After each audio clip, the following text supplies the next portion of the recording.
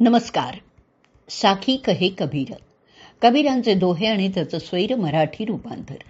हे रूपांतर केलेलं आहे सौ मनीषाताई अभ्यंकर यांनी. आजचा आपला भाग चाललाय 363वा. प्रकरण चाललंय 61वा. विरह कव अंग. दोहे आज आपण घेणार आहोत 79 ते 82. प्रथम आपण 79वा दोहा ऐकूयात. विरह भुयंग मन बसई, मैं तू न माने कोई. राम वियोगी ना जिए, जिए तो बोरा. विरह भुयंग मन बसई, मैं तू न माने कोई. राम वियोगी ना जिए, जिए तो बोरा. अर्थ ऐकूयात. ज्याच्या मनामध्ये रामाचा विरहरूपी काळा नाग बसलेला आहे त्याच्यावर जगातला कोणत्याही मंत्राचा उपयोग होत नाही. रामाचा वियोग झालेला जिवंत राहू शकत नाही आणि जर जिवंत राहिला तर मात्र तो वेडाच होतो. विरहाला कबीरांनी काळ्या नागाची इथे उपमा दिली आहे. नाग जेव्हा डसतो म्हणजे चावतो तेव्हा त्याचं शरीरात विष भिनतं. पूर्वी सर्पविषावर ते उतरवण्यासाठी म्हणजे विष उतरवण्यासाठी मंत्र घालत असत. ते मांत्रिक असायचे. इतर कोणतंही विष मंत्रांनी उतरत असलं तरी नागाचं जहाल असं विष मंत्रांनी उतरत नाही. तसंच ज्याला रामाचा विरह झालेला आहे त्याच्यावर कोणताही उपाय चालत नाही आणि त्यामुळेच रामाचा वियोग झालेला जगूच शकत नाही ना. आणि जगलात तर त्याचं मन थाऱ्यावर नसतं. त्यामुळे तो बाह्यदर्शनी वेडाच वाटतो, वेडाच ठरतो. तर आपण आता ऐकूयात मराठी साखी. विरह भुजंगम मनामध्ये जा, मंत्र न चाले काही. राम वियोगी तो जगेना, जगे तो वेडा होई. विरह भुजंगम मनामध्ये जा, मंत्र न चाले काही. राम वियोगी तो जगेना, जगे तो वेडा होई. 80वा दोहा ऐकूयात. सांझ पडे दिन बीत बई, चकवी दीन्ही रो. चल चकवावा देश को, जहाँ रैन नहीं हो. सांझ पडे दिन बीत बई, चकवी दीन्ही रो. चल चकवावा देश को, जहाँ रैन नहीं हो. अर्थ ऐकूयात. संध्याकाळ झाली, दिवस मावळला, मग चक्रवाक पक्षीण रडायला लागते. ती चक्रवाकाला सांगायला लागते की हे चक्रवाका, आपण त्या प्रदेशात जाऊयात जिथे रात्रच होत नाही.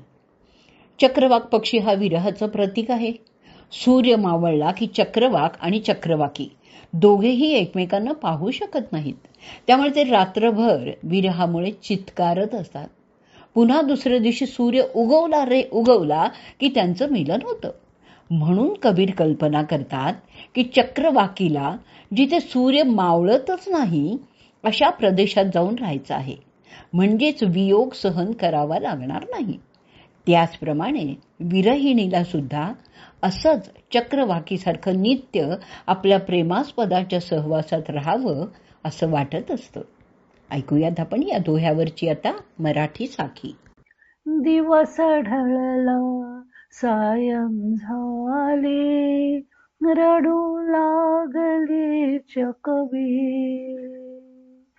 चल चकव्या जाऊ त्या देशी, जिथे रात्र ना होई. दिवस ढळला सायं झाले, रडू लागली चकवी.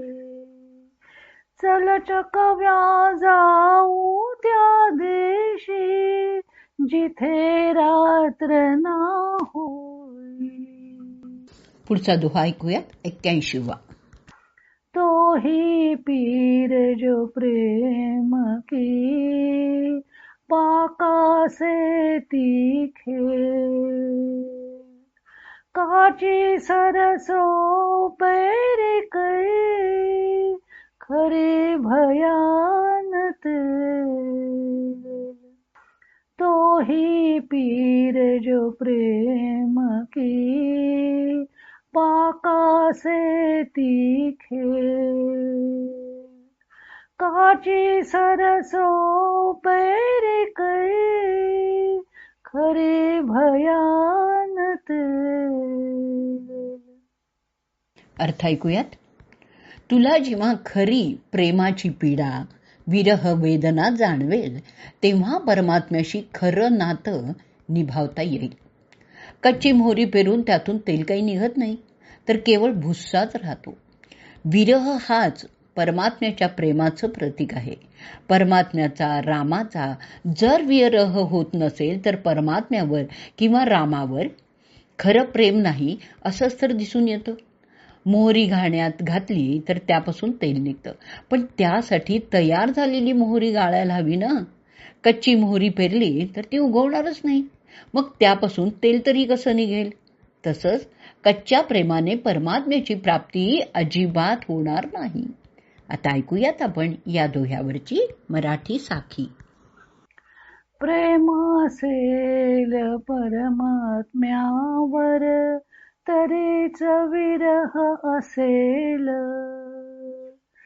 कच्ची मोहरी पेरुनी बापा, मिळे कसे ते तेल. प्रेम असेल परमात्म्यावर, तरीच विरह असेल. कच्ची मोहरी पेरुनी बापा, मिळे कसे ते तेल. पुढचा दोहा ऐकूयात 82वा. प्रीतम को पतिया लिखूं, जो कहूँ होय विदेश. तन में मन में नैन में, ताको कहा संदेश. प्रीतम को पतिया लिखूं, जो कहूँ होय विदेश. तन में मन में नैन में, ताको कहा संदेश.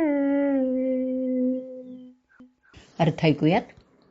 मी विदेशात गेलेल्या प्रियतमाला पत्र लिहू का?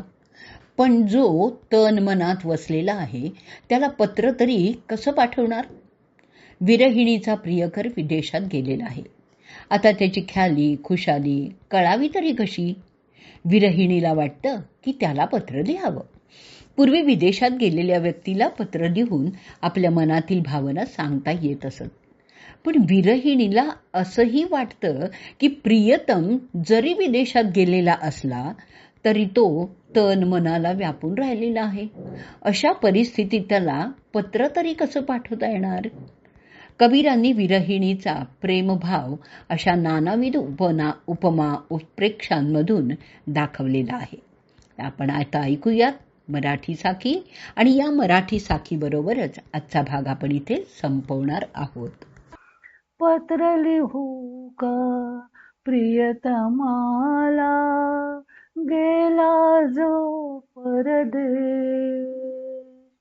तना मनाला व्यापुनी राही, कसा देऊ संदेश.